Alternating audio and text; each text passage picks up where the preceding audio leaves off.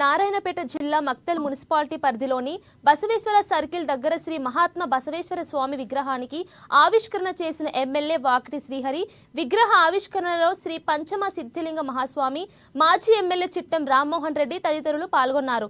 ఇక ఈ సందర్భంగా గురువులు, ప్రజాప్రతినిధులు శ్రీ విశ్వగురు బసవేశ్వర మహాస్వామి వారి చేసిన సేవలను కొనియాడారు. వారి చూపిన మార్గాన్ని పాటిస్తూ భక్తి శ్రద్ధలతో మెలగాలని, అందరూ సుఖ సంతోషాలతో ఉండాలన్నారు. ఇక ఈ ప్రాంతాన్ని ఆధ్యాత్మిక ప్రాంతంగా మార్చి ఒక ఆధ్యాత్మిక కేంద్రంగా చేసేందుకు ఆ మహానీయుని విగ్రహ స్ఫూర్తితో కృషి చేస్తామని ఎమ్మెల్యే అన్నారు.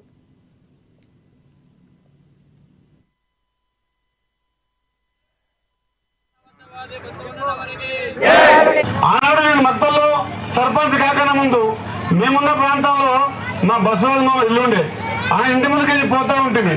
ఒకరోజు ప్రతి శ్రీని మన ప్రాంతాన్ని, మన ఏరియాని బసవేశ్వర కాళీ నామకరణం చేస్తే ఎట్లుంటుంది బాబా అంటే, ఆ రోజు ఆయన చెప్పిన మాటకు పేపర్ పెన్ తీసుకొని ఆ ఎల్లమ్మ కుంటలో ఉన్నటువంటి అందరి ఇండ్లలో తిరిగి ఈ ప్రాంతాన్ని ఎల్లమ్మ కుంట కాదు బసవేశ్వర కాలనీ అని మనము నామకరణం చేసుకుందామని చెప్పేసి నేను కూడా 98లో చేసుకున్నాం. 90 ఏళ్ళ ఆ చేసుకున్న తర్వాత 3 ఏళ్ళ నేను సర్పంచ్ అయ్యా ఈ ఊరికి.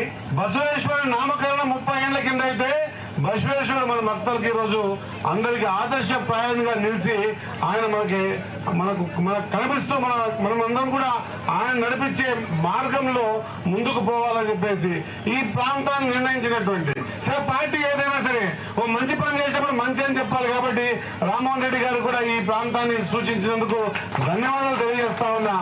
ఈ ప్రాంతానికి వచ్చిన ప్రతి వ్యక్తి కూడా ఆయన వీరసింగ లింగాయతులు ఉంటారు.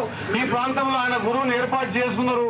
ఇది ఒక పవిత్రమైనటువంటి ప్రాంతం అని చెప్పేసి పోయేటోళ్ళు వచ్చేటందరూ కూడా అనుకునే విధంగా ఆ విగ్రహం ఉంది. కాబట్టి ఖచ్చితంగా ఈ ప్రాంతాన్ని ఒక ఆధ్యాత్మికమైనటువంటి ఆనాడు నేను మక్తల్లో సర్పంచ్ కాకన ముందు